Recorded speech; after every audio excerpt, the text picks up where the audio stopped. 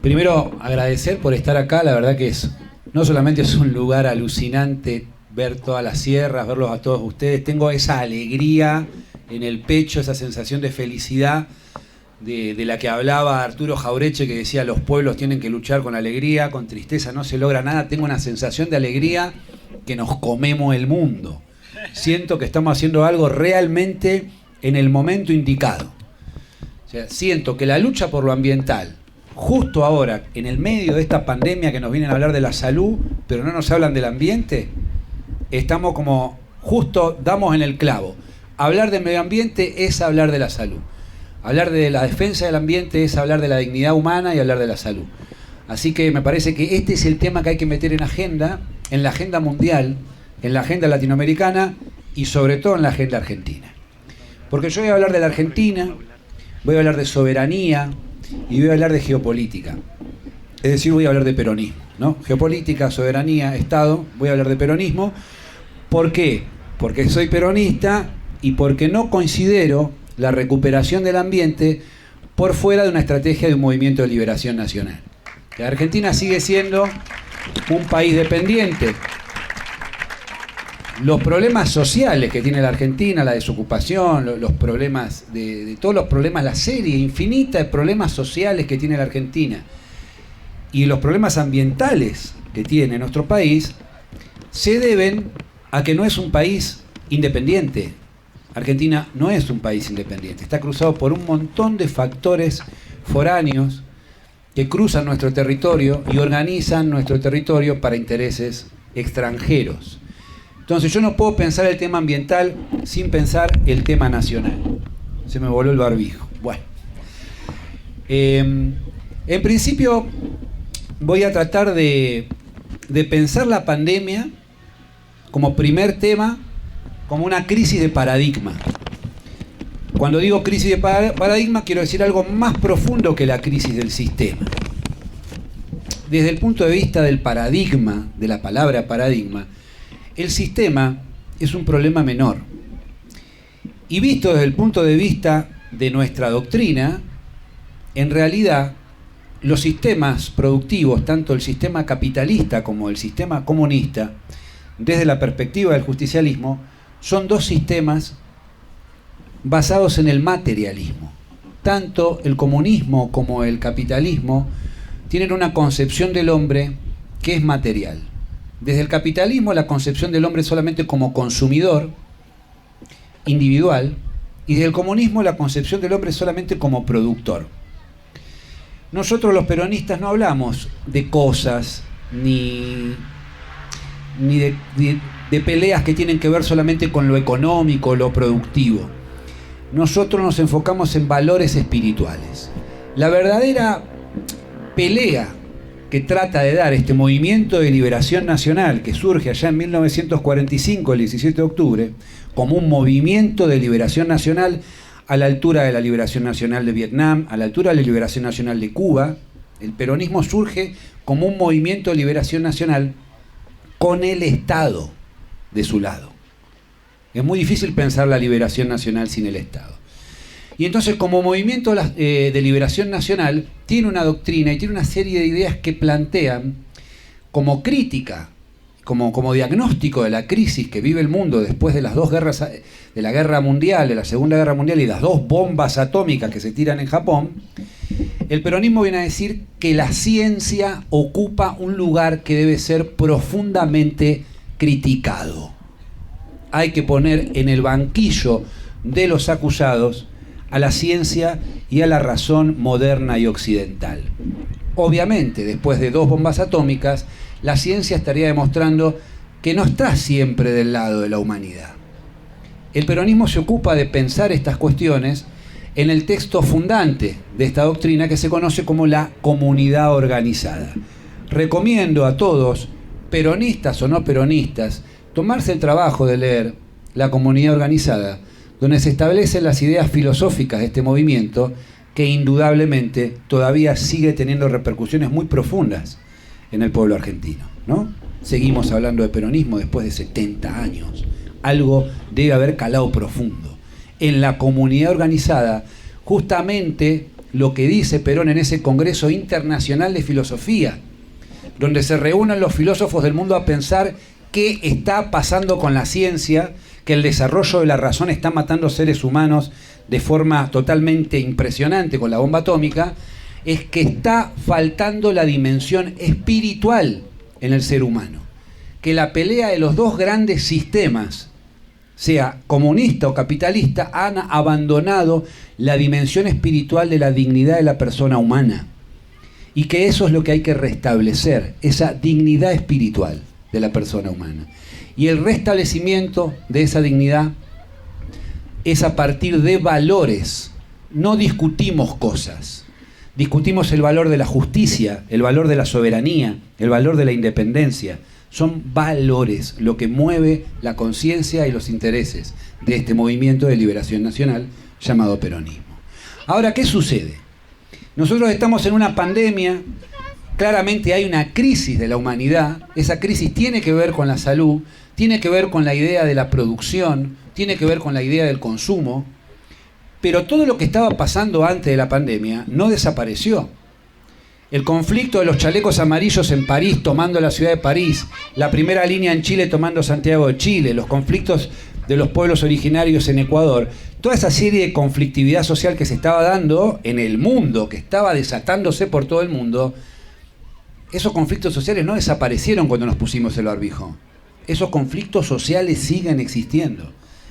Y esos conflictos sociales tienen que ver con el modelo de acumulación al que había llegado el capitalismo estaba entrando en crisis. Los pueblos estaban empezando a rebelarse y la rebelión estaba empezando a hacerse muy contagiosa en todo el mundo.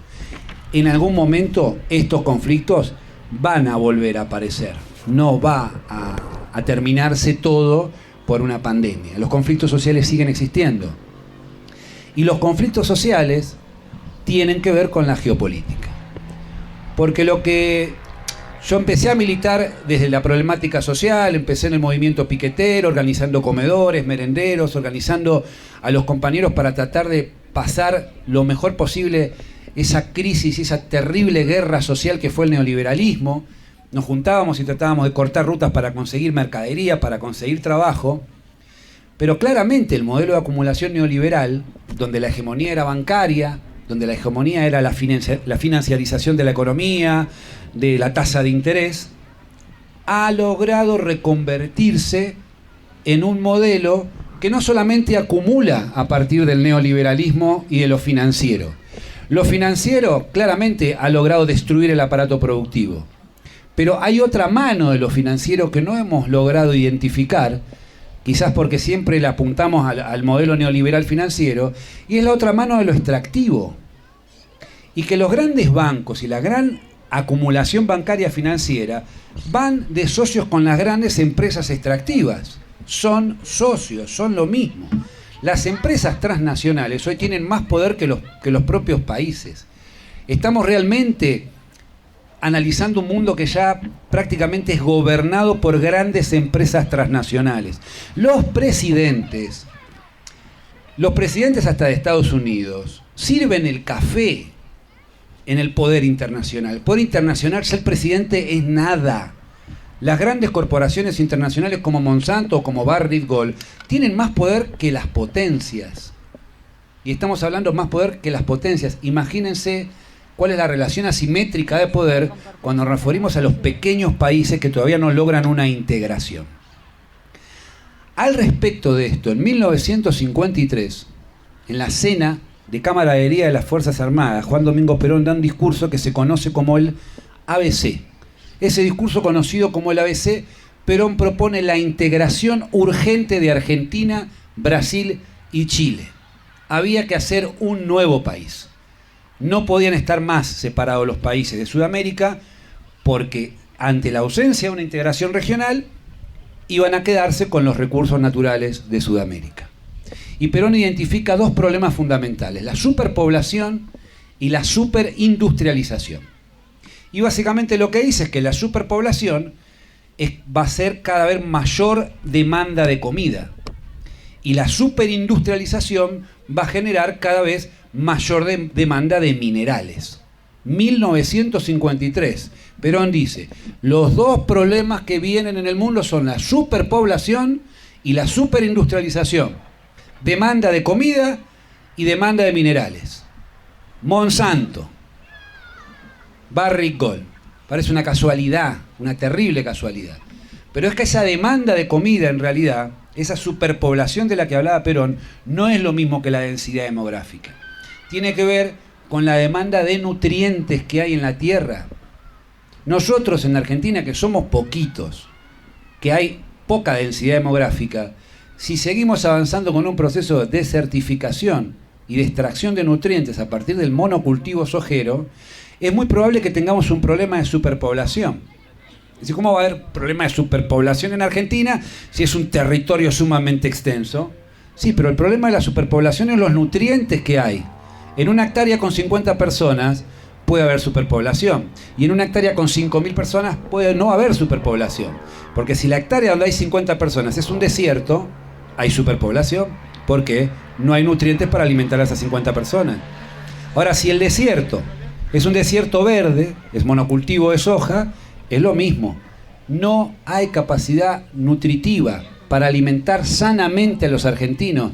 No hay una programación nutricional de acá a 20 años de cómo tiene que estar un argentino bien alimentado. Tenemos entregado el océano Atlántico a las grandes pesqueras que se llevan la merluza argentina por los permisos de pesca que entregan los kelpers de las Malvinas. O sea, Gran Bretaña da permisos de pesca para que saquen absolutamente los peces que deberían ser el alimento nutricional principal de nuestros hijos. Y no los panchos de la estación de Liniers, ¿no? Lo digo así por lo que viví comiendo porciones de pizza y viví harina muchos años, ¿no? Sí, pero si tenemos ese inmenso territorio marítimo, tenemos 6 millones de kilómetros cuadrados en el mar, este pueblo ¿no debería tener una alimentación mejor? Y si miramos hacia adentro del continente y miramos la tierra, tenemos toda el 70% de la superficie cultivable de la tierra argentina con soja. ¿Y la soja para qué? Para alimentar a los cerdos de China. ¿Por qué? Porque los chinos quieren alimentar a su clase media con carne, porque la carne es buena para los circuitos cerebrales y necesitan una clase media que sea capaz de producir los teléfonos celulares que nosotros compramos. Ahora, nosotros calculamos la nutrición de qué queremos darle de comer a nuestra población. Entonces ahí tenemos un problema de la superpoblación. La superpoblación es una consecuencia del monocultivo.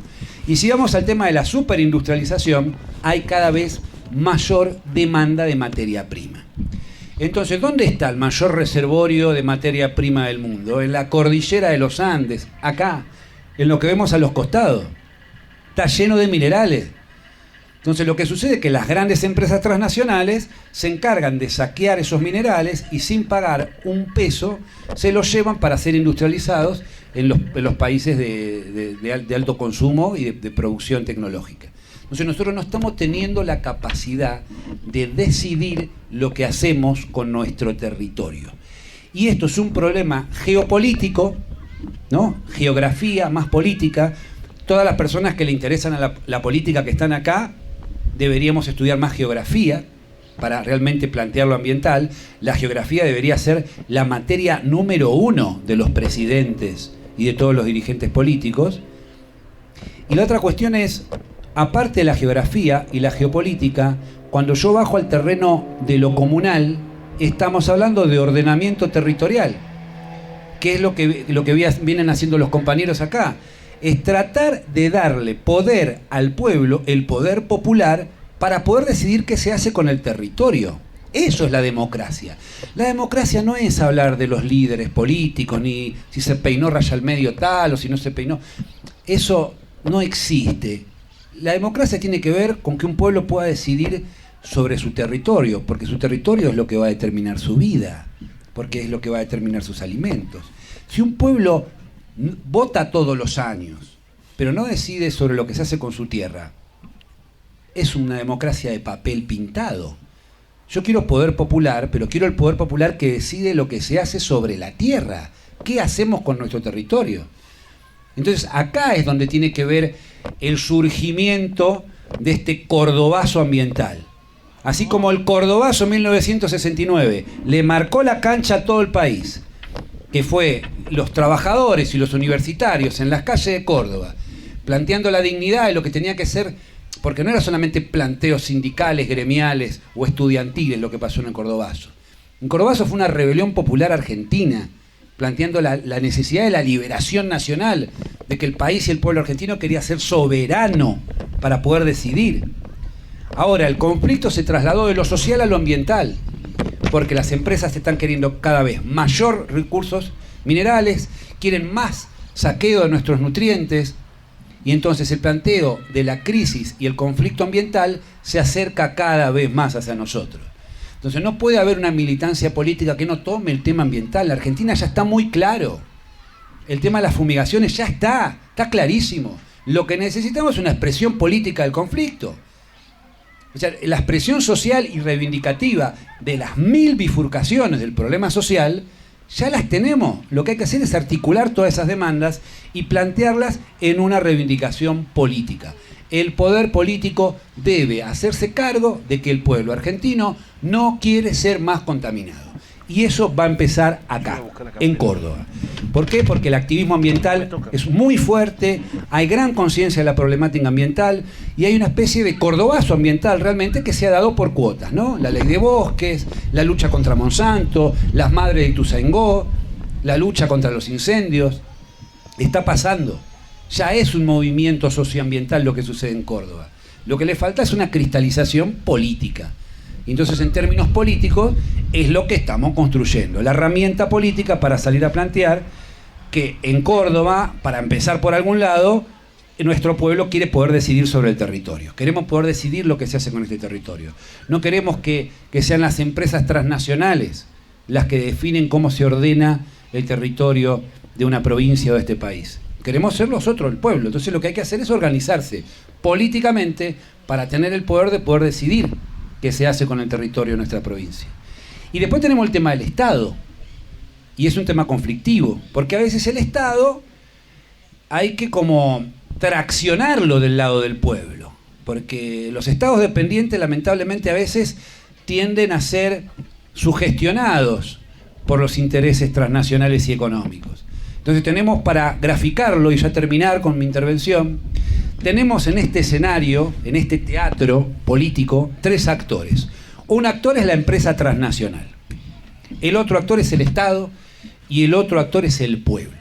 Si el pueblo no se organiza y no es consciente de sus reivindicaciones ambientales, el Estado va a seguir orbitando alrededor de los intereses de las grandes corporaciones transnacionales.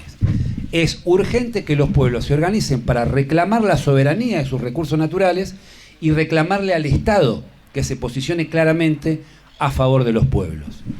Esa es la lucha y bueno, bienvenidos al Cordobazo Ambiental.